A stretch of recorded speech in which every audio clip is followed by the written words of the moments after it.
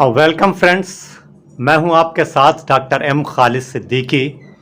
I am a retired associate professor and head department of माहितुल अमराज pathology from one of the most prestigious college of Unani system of medicine of India, that is Rajkiye या Government Takmilutib College and Hospital, Lucknow. I am making this video on the request of my students and hope you can also find this video beneficial.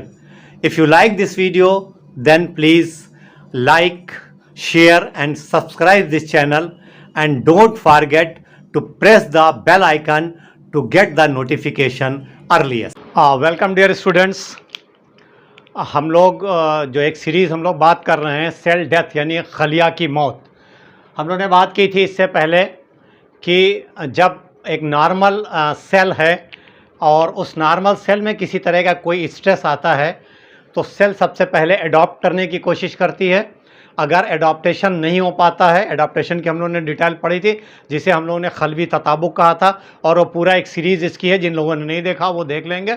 फिर हम लोगों ने बात की थी कि अगर सेल अडॉप्ट नहीं कर पाती है तो पहले रिवर्सिबल सेल इंजरी होती है, काबिल बहाल जुरूह खलिया होती है, और जब स्ट्रेस ख़त्म हो जाता है तो वो इंजरी ख़त्म हो जाती है और सेल नॉर्मल हो जाता है।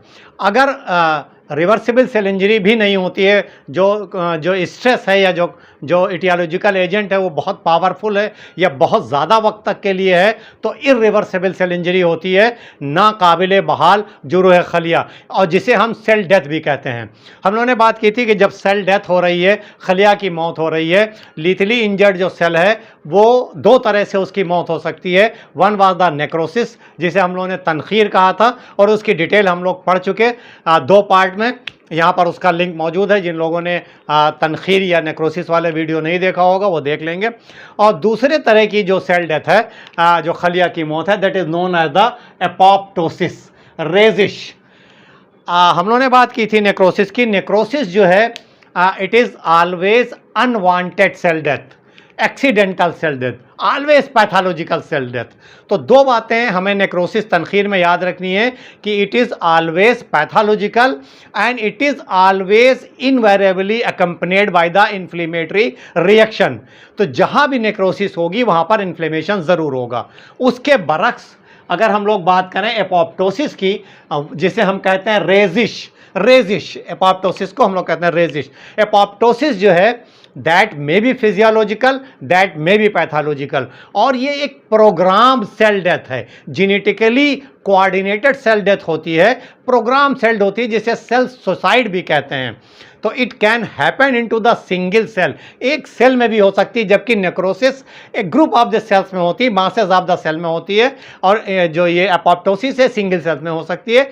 सेल सुसाइड है, जेनेटिकली प्रोग्राम सेल डेथ है। जो वर्ड है apoptosis, it comes from the Greek word जिसका मतलब होता है फॉलिंग ऑफ या ड्रॉपिंग ऑफ। सबसे पहले 1972 में इस वर्ड का इस्तेमाल हुआ। हम लोगों ने देखा होगा फॉलिंग ऑफ या दिस ड्रॉपिंग ऑफ का क्या मतलब है। जैसे पतझड़ हो रहा है, पत्ते अपने आप पेड़ से टूट कर गिर जाते हैं, तो that is the type of the elimination of the leave. जो लीव खराब हो गई, अब उस पेड़ के काम की नहीं है, वो एलिमिनेट कर रहा है पेड़, that is the meaning of the apoptosis is that. और जो पत्ते तोड़ लिए जाएं, दैट इज़ द नेक्रोसिस। एक तरह से अगर हम लोग समझने की कोशिश करें तो हम लोग इस जो वीडियो में हम लोग आज की बात करेंगे, इसमें हम लोग एपोप्टोसिस के बारे में, उसकी डिफिनीशन की बात करेंगे कि एपोप्टोसिस की तारीफ क्या है, एपोप्टोसिस के काजेस की बात करेंगे, और उसकी मार्फोलॉजी की बात करेंगे। तो this will be the part first, जिसमें हम इन तीन चीज़ों की बात करेंगे कि एपोप्टोसिस है क्या, किसे हम कहते हैं, और उसके काजेस क्या क्या हैं, और उसकी मार्फोलॉजी जब एपोप्टोसिस होगी तो किस तरह का उसकी शक्ल दिखेगी। अगर हम लोग इसकी डिफिनीशन की बात करें तो apoptosis is a pathway of cell death that induced by a tightly regulated intracellular program in which cell destined to die activate enzyme that degrades the cell's own nuclear DNA and nuclear and cytoplasmic protein। कुछ समझ में आई बात? देखिए क्या है, it is a genetically coordinated program, जिसमें cell क्या हो रहा है कि हियर इज़ अ सेल, हम लोग अगर बात करें, हियर इज़ अ सेल, एक नॉर्मल सेल है, this is the normal cell, और यू नो द सेल है द न्यूक्लियस, यहाँ पर हमारा न्यूक्लियर क्रोमैटिन है, और यहाँ पर तमाम सेल ऑर्गेनल्स हैं, जैसे हमें पहले पता है, माइटोकॉन्ड्रिया है, इंडोप्लाज्मिक रेटिकुलम है, गोल्गी अपरेटस है, लाइसोसोम्स हैं, ग्रेन्यूल है, तो दीज आर द सेल्स। तो ये जिस सेल में एपोप्टोसिस होने जा रही, वहाँ पर क्या होता है कि in the cytoplasm of the cell there are enzymes that are known as the caspases. Caspases, ये एंजाइम जो हैं they are in the inactive form, they are known as the procaspases. तो ये एंजाइम एक्टिवेट हो जाते हैं, तो procaspase जो है they activate into the form of the caspases. ये कैस्पेजेस क्या करते हैं, अच्छा ये कैसे एक्टिवेट होते हैं, इसकी बात हम लोग जब मैकेनिज्म इसकी पढ़ेंगे उसमें हम लोग इसकी डिटेल बात करेंगे कि कैस्पेजेस कौन कौन से हैं, कितने हैं और कैसे एक्टिवेट होते हैं। ये कैस्पेजेस क्या करते हैं, they go and activate the endonuclease. Endo एक एंजाइम है, इंडोन्यूक्लियस को ये एक्टिवेट कर देते हैं। इंडोन्यूक्लियस के बारे में हम लोग को पता है कि इंडोन्यूक्लियस क्या करेगा, न्यूक्लियर क्रोमैटिन को डिस्ट्रॉय करेगा, इसको कंडेंस कर देगा, न्यूक्लियर क्रोमैटिन कंडेंस हो जाता है, और सेलुलर जो पूरे स्ट्रक्चर है वो सब जो है वो ब्रेक डाउन हो जाता है, सारे प्रोटीन्स, और उसके वजह से क्या होता है कि हमारा जो ये सेल है, हम लोग इसकी डिटेल आगे पढ़ेंगे कि ये छोटी छोटी मेम्ब्रेन बाउंड बॉडीज बन जाती हैं, and that bodies is known as the apoptotic bodies. Apoptotic bodies, और ये जो मेम्ब्रेन बाउंड बॉडीज़ है इसके अंदर साइटोप्लाज्म है, प्लाज्मा मेम्ब्रेन हमारी है, ये इंटैक्ट है, इसके अंदर न्यूक्लियर मटेरियल भी हो सकता है और ऑर्गेनल्स भी हो सकते हैं। तो ये एपोप्टोटिक बॉडीज़ बन जाती हैं, और इन एपोप्टोटिक बॉडीज़ को फ़ौरन ही फैगोसाइट से ला करके वो इनगल्फ कर लेते हैं और वहाँ से इलिमिनेट कर देते हैं, वहाँ से हटा देते हैं। तो this is the definition of this apoptosis. मेरे ख्याल से डिफिनीशन क्लियर होगी कि एपोप्टोसिस क्या है, जेनेटिकली प्रोग्राम सेल डेथ है, और इसमें क्या हो रहा है कि एक सिंगल सेल में भी हो सकती है, सेल सुसाइड कहलाती है। सेल के अंदर एक एंजाइम जो है कैस्पेस वो एक्टिवेट हो जाता है, और कैस्पेस जो है वो इंडोन्यूक्लियस को एक्टिवेट करता है, और इंडोन्यूक्लियस जो है वो न्यूक्लियर क्रोमैटिन को कंडेंस कर देता है, फिर उसका फ्रेगमेंटेशन होता है, प्लाज्मा मेम्ब्रेन जो है वो छोटी छोटी एपोप्टोटिक बॉडीज़ बना लेती हैं, और वो एपोप्टोटिक बॉडीज़ जो हैं वो मैक्रोफेजेस आकर के उनको इनगल्फ कर लेते हैं, इलिमिनेट कर देते हैं। ठीक है, डेफिनेशन इज़ क्लियर। अगर काजेज़ या असबाब की बात की जाए एपोप्टोसिस की, यानी जो रेजिश है उसके असबाब की बात की जाए, तो जैसा शुरू में मैंने आपको बताया था कि एपोप्टोसिस में भी फिजियोलॉजिकल और इट में भी पैथोलॉजिकल। तो ये फिजियोलॉजिकल हो सकती है जिसे हम रेजिश तबई कहते हैं, या पैथोलॉजिकल हो सकती है जिसे हम रेजिश मर्जी या गैर तबई कहते हैं। तो फिजियोलॉजिकल कंडीशन कौन कौन सी हैं जिसमें एपोप्टोसिस होती है, हम लोग अगर बात करें तो सबसे इंपॉर्टेंट है that is the organize cell destruction in sculpting of the tissue and organ during embryogenesis. Embryogenesis जब होती है, जब यूटरस में फीटस बन रहा होता है, उस वक्त जो बॉडी के जो पार्ट्स बन रहे होते हैं, जब स्कल्पिंग हो रही होती है और ऑर्गन बन रहे होते हैं, उस वक्त बहुत एपोप्टोसिस होती है। होता क्या है कि जब फीटस डेवलप हो रहा है, पार्ट बन रहे हैं, तो बहुत सारे ढेर सारे सेल बन जाते हैं, और बाद में जब उनको शेप दिया जाता है तो वो धीरे धीरे धीरे सेल जो है वो एपोप्टोसिस करके ख़त्म कराई जाती हैं और एक नॉर्मल शेप आता है। ऐसा समझिए कि आपने घर बनते हुए देखा हो, तो अगर कहीं पर प्लास्टर कोई मिस्त्री जब कर रहा होता है तो दीवार पे बहुत सारा जो है वो सीमेंट और बालू का कम्बिनेशन मोरंग का वो बहुत ज़्यादा उसको लगा देता है, फिर उसको धीरे धीरे शेप देता है। तो यहाँ पर क्या होता है, जब एम्ब्रियोजेनेसिस होती है तो पहले बहुत सी चीज़ें जो हैं बहुत ज़्यादा सेल्स बना लिए जाते हैं और फिर उनको शेप दिया जाता है। सबसे कॉमन एग्जांपल अगर आप समझिए कि जैसे ये हमारा हैंड है, अगर ये हैंड है तो ये जो फिंगर्स हैं ये पहले अलग अलग नहीं रहते हैं, बाद में ये जो ज़्यादा से सेल बन जाते हैं और एक इस तरह का स्ट्रक्चर बनता है, और बाद में ये सेल की एपोप्टोसिस कराई जाती है, और तब जो है ये अलग अलग फिंगर्स और ये सेल, यानी ये सेल जो ये पहले अलग नहीं रह रहे हैं, ये पूरे ऐसे हैं, एक बड़ा सा स्ट्रक्चर बन गया और बाद में एपोप्टोसिस होती है तो एक एक फिंगर और ये थंब जो है ये अलग होता है।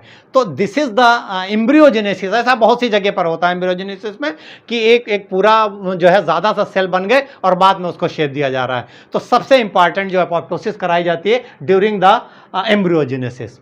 इसके अलावा दूसरा जो कॉमन फिजियोलॉजिकल एग्जाम्पल है उसमें क्या है कि बहुत से हमारे जो है वो हार्मोन डिपेंडेंट आर्गन हैं और वहाँ पर एपोप्टोसिस होती है। सबसे कॉमन एग्जाम्पल है जो हमारी मेंस्ट्रुअल ब्लीडिंग होती है, इंडोमेट्रियल शेडिंग जो होती है, हर महीने हार्मोन डिपेंडेंट है, हार्मोन की वजह से वहाँ पर नए सेल्स आए, बने रुके हों, और पर्टिकुलर जब वहाँ हार्मोन का बैलेंस चेंज हुआ तो वो शेड आउट हो गए। इसके अलावा जब मीनोपाज होता है तो जो ओवरियन फॉलिकल जो है वो उनके अंदर एपोप्टोसिस होती है। Regression of the lactating breast after when the lactation is withdrawn. जो लैक्टेटिंग ब्रेस्ट है वो साइज में छोटे हो जाते हैं जब लैक्टेशन ख़त्म किया जा रहा है। तो ये सारी चीज़ें हार्मोन डिपेंडेंट हैं, इसलिए हार्मोन डिपेंडेंट आर्गन में भी एपोप्टोसिस होती है। तो दो फिजियोलॉजिकल के बात हम लोगों ने समझी, पहली एम्ब्रियोजेनेसिस में और दूसरा हार्मोन डिपेंडेंट जो आर्गन्स हैं जहाँ पर सेल जो है वो टिश्यू जो है हार्मोन डिपेंडेंट है, वहाँ पर भी एपोप्टोसिस होती। तीसरी चीज़ होती है normal cell restriction followed by replacement proliferation such as intestinal epithelium. हम लोग को पता है इंटेस्टाइनल जो एपिथेलियम है पूरी वो बार बार रीजनरेट होती रहती है, नए नए सेल्स वहाँ पर आते रहते हैं। तो पुराने सेल्स जो हैं वो ख़त्म होते हैं और वहाँ नए सेल्स आते रहते हैं। तो ये भी जो है एक तरह की एपोप्टोसिस है कि जो नए सेल आ रहे हैं उनको अकोमोडेट करना है, तो पुराने वाले सेल जो हैं उनको एलिमिनेट करना रहता है बॉडी को, तो वहाँ एपोप्टोसिस हो जाती है। तो ये तीन चीज़ें पढ़ी हम लोगों ने। Elimination of the blood cells after they have performed their role during their lifespan. For example, neutrophils जब acute inflammatory response हो रहा है, या lymphocyte at the end of the immune response। क्या हो रहा है कि जो blood cells आ रहे हैं जब इन्फ्लेमेशन हो रहा है, एक्यूट इन्फ्लेमेशन में न्यूट्रोफिल्स आ रहे हैं, और जब इम्यून क्रॉनिक में लिम्फोसाइट आ रहे हैं। जब इम्यून रिस्पांस खत्म हो जा रहा है तो जो न्यूट्रोफिल या लिम्फोसाइट वहाँ पर बच जा रहे हैं, अब उनका कोई काम नहीं है, तो उनको जो है वो सिग्नल, जो ग्रोथ सिग्नल है, यानी वो अब सर्वाइव करें इसका सिग्नल नहीं आता है, तो उनकी एपोप्टोसिस हो जाती है। वहाँ जो बचे हुए सेल हैं उनकी एपोप्टोसिस हो जाती है। एक ये तरीका फिजियोलॉजिकल। इसके अलावा क्या हो रहा है कि जो potentially harmful self reactive lymphocyte हो जाते हैं। लिम्फोसाइट हमें पता है कि एक पर्टिकुलर टाइप के एंटीजन के अगेंस्ट रिएक्ट करते हैं। तो लिम्फोसाइट जो है मैच्योरिटी से पहले या मैच्योर होने के बाद ये बॉडी उनको चेक करती है कि उनका जो एंटीजन है वो कहीं हमारे बॉडी के एंटीजन से तो नहीं रिएक्ट कर रहा है। अगर ऐसी कोई लिम्फोसाइट होती है तो उसको बॉडी एलिमिनेट करती है bye the process of the this apoptosis. एक और फिजियोलॉजिकल कंडीशन हो सकती है, that is the death induce by the cytotoxic T cells. Cytotoxic T cells जो हैं ये डिफेंस मैकेनिज्म एक तरह का बॉडी का है, और वायरल इन्फेक्टेड सेल्स या कार्सिनोमा वाली जो सेल्स होती हैं उनको ये आइडेंटिफाई करती हैं और उनको एलिमिनेट करती हैं, उनको ख़त्म करती हैं by the process of the apoptosis. तो these are the physiological conditions जिसमें एपोप्टोसिस होती है। एम्ब्रियोजेनेसिस हो गई, सबसे हम लोगों ने बात की एम्ब्रियोजेनेसिस, हार्मोन डिपेंडेंट जो आर्गन है वहाँ पर, जहाँ पर बराबर सेल प्लोरिफरेशन हो ही रहा है जैसे इंटेस्टाइन में है, वहाँ पर एपोप्टोसिस होती है। या लिम्फोसाइट जो सेल्फ रिएक्टिव हो जाती हैं अगर उनकी एपोप्टोसिस होती है, या फिर साइटोटॉक्सिक टी सेल्स जो हैं वो वायरली इन्फेक्टेड जो सेल्स हैं उनकी, या फिर जो ट्यूमर सेल्स हैं अगर वो नियोप्लास्टिक सेल्स बन रही हैं तो उनकी एपोप्टोसिस करती हैं। तो these are the example of the physiological apoptosis. अब हम लोग पैथोलॉजिकल यानी मर्जी जो है रेजिस उसकी बात करेंगे। तो हम लोग पैथोलॉजिकल एपोप्टोसिस की अगर बात करें, यानी ये जो मर्जी रेजिश है, तो ये किन किन कंडीशंस में हो सकती है। Most common into the damage to the host cell DNA. कोई एक सेल है उसका डीएनए बियॉन्ड रिपेयर डैमेज हो गया, सेल अब समझ गई कि ये डीएनए जो डैमेज हो गया अब ये ठीक नहीं हो सकता है, तो वो एपोप्टोटिक प्रोसेस में जाती है। डैमेज हो सकता है किस कंडीशंस में, देखिए इनटू द जो कैंसर की थेरेपी होती है, रेडियोथेरेपी में हो सकता है, कीमोथेरेपी में हो सकता है, या कभी कभी जो है वो हाइपोक्सिया वाली इंजरी होती है या माइल्ड थर्मल इंजरी होती है, उसमें भी हो सकता है कि डीएनए डैमेज हो जाए। तो अगर सेल का डीएनए बियॉन्ड रिपेयर डैमेज हो गया है तो वो एपोप्टोसिस में चली जाती है, सिग्नल आता है। अगर सेल में मिसफोल्डेड प्रोटीन बहुत ज़्यादा जमा हो गई हैं, यानी जो नॉर्मल स्ट्रक्चर वहाँ पर प्रोटीन का है वो एब नॉर्मल हो गया है, क्यों हो सकता है? Due to the this free radical injury की वजह से, या वहाँ पर कुछ म्यूटेशन हो गया। तो अगर मिसफोल्डेड प्रोटीन का अकुमुलेशन सेल में बहुत ज़्यादा हो गया है तो उसकी वजह से भी वो वहाँ पर पैथोलॉजिकल एपोप्टोसिस होती है सेल की। सर्टेन वायरल इन्फेक्शंस, कुछ वायरल इन्फेक्शंस हैं जिसमें पैथोलॉजिकल एपोप्टोसिस होती है। Most common in the this Councilman bodies, ये कहाँ बनती हैं? वायरल हेपेटाइटिस के कंडीशन में। Councilman bodies in the condition of the viral hepatitis. अगर वायरल हेपेटाइटिस हो रही है तो वहाँ पर जो डेथ हो रही है जो लिवर सेल्स की, वहाँ पर ये एपोप्टोसिस से हो रही है और कॉन्सिलमेंट बॉडीज़ बन रही हैं। देखिए depletion of the CD4 positive cells होता है कब? जब HIV का इन्फेक्शन होता है। तो ये जी हैं वायरल इन्फेक्शंस की वजह से भी वहाँ एपोप्टोसिस होती है। एक कंडीशन और है pathological atrophy in the parenchymal organ after ductal obstruction. जो डक्ट पार्ट है कि जो ऑर्गन जो है जहाँ पर डक्ट है, अगर डक्ट में ऑब्स्ट्रक्शन हो जाए, most commonly happen into the pancreas, into the parotid, into the kidneys. तो डक्ट का जब ऑब्स्ट्रक्शन हो जाता है तो उसकी वजह से वहाँ पर एट्रोफी होती है और वहाँ पर एपोप्टोसिस हो सकती है। तो these are the pathological example जहाँ पर एपोप्टोसिस होती है। This is the very important. DNA damage हो जाए, आप मिसफोल्डेड प्रोटीन जो है वो अकुमुलेट हो जाए, certain viral conditions, for example the viral hepatitis और HIV, और इसके अलावा अगर किसी कोई डक्टल ऑर्गन है वहाँ पर उसका डक्ट जो है किसी वजह से ऑब्स्ट्रक्ट हो जाए तो वहाँ पर भी पैथोलॉजिकल एपोप्टोसिस होती है। तो we have discuss about the cause, दो तरह की, फिजियोलॉजिकल और पैथोलॉजिकल, दोनों बात हम लोगों ने कर ली। तो हम लोग अब मॉर्फोलॉजिकल फीचर या साख्ती खुसूसियात की बात करेंगे। उसकी शक्ल, यानी जिसमें हो रहा है, जिस सेल में एपोप्टोसिस हो रही है उसकी शक्ल, उसकी हैयत कैसी दिख रही, क्या मॉर्फोलॉजी है, उसकी बात हम लोग करेंगे। अगर हम लोग बात करें, यहाँ पर एक नॉर्मल सेल है, this is the normal cell. It has a nucleus, यहाँ पर एक न्यूक्लियस है, न्यूक्लियर क्रोमैटिन है, और यहाँ सारे सेल ऑर्गेनल्स हैं, बहुत से सेल ऑर्गेनल्स हैं। यहाँ पर माइटोकॉन्ड्रिया है, इंडोप्लाज्मिक रेटिकुलम है, यहाँ पर गोल्गी अपरेटस है, लाइसोसोम्स हैं, और ये ग्रेनुलोज सेल है। अगर इस सेल में नेक्रोसिस होने जा रही है, हम लोगों ने नेक्रोसिस हम लोग पढ़ा था, तो क्या हो रहा था कि सेल जो है वो स्वेलन हो जा रहा था, सेल स्वेलन हो जा रहा था। इसमें साइटोप्लाज्म, ये जो मेम्ब्रेन है, इस मेम्ब्रेन में बहुत से ब्लेब्स फॉर्मेशन हो जा रहे थे, ब्लेब्स फॉर्मेशन हो जा रहे थे, और अल्टीमेटली सेल जो है, ये मेम्ब्रेन जो है वो रप्चर हो जा रही थी, लाइसोसोमल एंजाइम लीक आउट हो जा रहे थे, और उसकी वजह से विसिनिटी में यहाँ पर इन्फ्लेमेटरी चेंजेस हो रहे थे, और यहाँ पर बहुत से इन्फ्लेमेटरी सेल्स आ जा रहे थे। ये हो रहा था इनटू द नेक्रोसिस, जब नेक्रोसिस हो रही थी, अगर जिसे हम लोगों ने तनखीर कहा था। अगर हम लोग एपोप्टोसिस की बात करें तो सबसे पहले क्या हो रहा है कि ये जो सेल है ये श्रिंक कर जा रहा है, इसकी साइज छोटी हो जा रही है। नेक्रोसिस में क्या हो रहा था, स्वेलिंग हो जा रही थी, यहाँ पर श्रिंकेज हो जा रही है। तो जब सेल श्रिंक हो जा रही है तो सारे ऑर्गेनल्स भी श्रिंक हो जा रहे हैं, ज़्यादा कंपैक्ट हो जा रहे हैं, एक पास अपने आस बहुत करीब करीब आ जा रहे हैं। तो जब सेल श्रिंक हो रही है तो इसका कलर जो है वो ज़्यादा इंटेंसिफाई हो जा रहा है, इट इज़ बिकम मोर इसिनोफिलिक, इसिनोफिलिक हो जा रही, ज़्यादा पिंकिश दिख रही है, क्योंकि सेल श्रिंक हो गई तो जो कलर ज़्यादा बड़े में आना था छोटे में आ गया, तो श्रिंकेज हो गई तो कलर ज़्यादा इंटेंसिफाई हो गया, और सारे सेल ऑर्गेनल्स जो थे वो भी एक जगह कॉम्पैक्ट हो गए, तो श्रिंकेज हो गया। ठीक है, क्लियर है, ये पहला चेंज। उसके बाद क्या हो रहा है कि ये जो न्यूक्लियस है सेल का, nucleus it is going to the condense at a pause. यहाँ पर एक जगह इकट्ठा हो जा रहा है। न्यूक्लियर क्रोमैटिन जो था, नॉर्मली क्रोमैटिन जो है इस तरह का स्ट्रक्चर होता है, ये एक जगह पर इकट्ठा हो जा रहा है, that is known as the pyknosis. पिकनोसिस।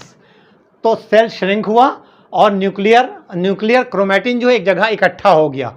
इसके बाद क्या हो रहा है कि देयर द न्यूक्लियस जो है ये छोटे छोटे फ्रेगमेंट में टूट गया। हम लोग पढ़ चुके हैं, जब ये फ्रेगमेंट में टूट जाता है तो हम लोग क्या कहते हैं,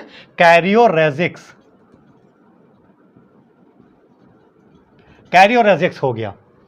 फिर ये क्या हुआ कि जो मेम्ब्रेन है, प्लाज्मा मेम्ब्रेन, इसमें ब्लेब्स फॉर्मेशन हुए, छोटे छोटे ब्लेब्स फॉर्मेशन हो गए, ये ब्लेब्स फॉर्मेशन हुए, ब्लेब्स फॉर्मेशन। फिर ये जो छोटे छोटे ब्लेब्स फॉर्मेशन हो रहे थे, ये क्या होता है कि ये मेम्ब्रेन बाउंड छोटी छोटी एपोप्टोटिक बॉडीज़ बन जाती हैं, छोटी छोटी एपोप्टोटिक बॉडीज़ बन जा रही हैं। और इन एपोप्टोटिक, इसमें क्या है, प्लाज्मा मेम्ब्रेन इज इंटैक्ट। यहाँ पर लीक हो गया था नेक्रोसिस में, उसकी वजह से इन्फ्लेमेशन हुआ था। यहाँ पर प्लाज्मा मेम्ब्रेन इंटैक्ट है। प्लाज्मा मेम्ब्रेन में उसके अंदर साइटोप्लाज्म है, ऑर्गेनल्स हैं और न्यूक्लियर मटीरियल भी हो सकता है, there may be the nuclear material also. These is known as the apoptotic bodies.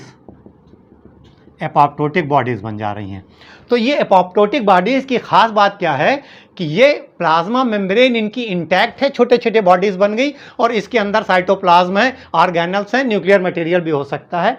और ये एपोप्टोटिक बॉडीज़ जो हैं, इनको जो है वो फैगोसाइट आएगा, बड़ा सेल आएगा फैगोसाइट, और वो इनको इनगल्फ कर लेगा, यहाँ से एलिमिनेट खत्म कर लेगा, ख़त्म कर देगा इनको। ठीक है, इतनी बात क्लियर है। तो ये मार्फोलॉजी होगी कि सेल श्रिंकेज हो जाएंगे, उसके बाद न्यूक्लियर पिकनोसिस होगी, कैरियोरेजिक्स होगी, ब्लेब फॉर्मेशन होगा, और ये जो ब्लेब्स हैं ये छोटे छोटे ब्लेब टूट जाएंगे और छोटी छोटी एपोप्टोटिक बॉडीज़ बना लेंगे। ठीक है, अब ये जो एपोप्टोसिस जो फैगोसाइट जो आ रहे हैं वो उसको इनगल्फ कर रहे हैं। तो फैगोसाइटिक्स को कैसे सिग्नल मिल रहा है, वो कैसे पहचान जा रहे हैं कि इन सेल्स को हमें, एपोप्टोटिक सेल्स हैं, इनको हमें इनगल्फ करना है, और ये नॉर्मल सेल है, इनको इनगल्फ नहीं करना है। नॉर्मल सेल को हमें नहीं फैगोसाइटोस करना है, इनको करना है जो एपोप्टोटिक बॉडीज़ बन गई हैं। तो क्या हो रहा है, नॉर्मल जो सेल हैं, इन सेल के मेम्ब्रेन के अंदर एक प्रोटीन होती है, इनके अंदर there is a protein at the inner surface. Inner surface पे एक प्रोटीन है, फॉस्फैटिडिलसेरीन। फॉस्फैटिडिलसेरीन। तो दिस इनर मेम्ब्रेन पे एक प्रोटीन है, that protein is known as the phosphatidylserine. जब एपोप्टोटिक बॉडीज बनती हैं तो क्या होता है कि ये जो मेम्ब्रेन पे प्रोटीन है ये फ्लिप फ्लॉप हो जाती हैं, यानी उल्टा हो जाती हैं। तो ये जो एपोप्टोटिक बॉडीज़ बन गई, इनके ऊपर ये प्रोटीन इनके सरफेस पे एक्सप्रेस हो जाती है। This protein comes under surface of this apoptotic bodies. और जो माइक्रोफेजेस हैं they have a receptor for this protein, तो वो उसको पहचान लेते हैं, वहाँ पर सेंसर है और वो उसको पहचान लेते हैं कि ये सेल जो है ये एपोप्टोटिक सेल है और इनको हमें इनगल्फ करना है, तो वो इनगल्फ करके वहाँ से उसको हटा देते हैं। नॉर्मल सेल के चूँकि ये प्लाज्मा मेम्ब्रेन के अंदर रहती है, इसलिए वो सेंसर उसको लोकेट नहीं कर पाता, चूँकि वो अंदर है, यहाँ पर सेल सरफेस पे आ जाता है। और ये जो मॉर्फोलॉजिकल चेंजेस दिखते हैं ये इलेक्ट्रॉन माइक्रोस्कोप से ज़्यादा क्लियरली विजिबल होते हैं। सिंपल माइक्रोस्कोप में भी देख सकते हैं, but in the electron microscope it more clearly visible. तो हम लोगों ने फर्स्ट पार्ट में बात की कि एपोप्टोसिस क्या होती है, उसकी डिफिनीशन की बात की कि एपोप्टोसिस जो है एक प्रोग्राम सेल डेथ है, जेनेटिकली जो है कोऑर्डिनेटेड है, जिसमें जिस सेल को सुसाइड करना होता है वो अपने अंदर साइटोप्लाज्म, उसका एक एंजाइम होता है कैस्पेस, उस कैस्पेस को एक्टिवेट करती है, उससे इंडोलोन्यूक्लियस एक्टिवेट होता है और वहाँ पर जो है सेल डिस्ट्रक्शन होता है और छोटी छोटी एपोप्टोटिक बॉडीज़ बन जाती हैं। उसके काजेस फिजियोलॉजिकल हो सकते हैं, पैथोलॉजिकल हो सकते हैं, वो हम लोगों ने बात की। और मार्फोलॉजी किस तरह का दिखता है जिस सेल में जहां पर एपोप्टोसिस होगी, क्या क्या चेंजेस आएंगे, क्या स्टेप होंगे, इसकी बात की। अगले पार्ट में हम लोग इंशाल्लाह बात करेंगे कि इसकी मैकेनिज्म क्या है, किस तरह से एपोप्टोसिस होती है। तब तक आप लोग इसको पढ़िए। अगर इसमें कोई दिक्कत है तो आप मुझे कमेंट में बताइए। इंशाल्लाह जल्दी जो सेकंड पार्ट के साथ मुलाकात होगी। तब तक के लिए अल्लाह हाफिज़।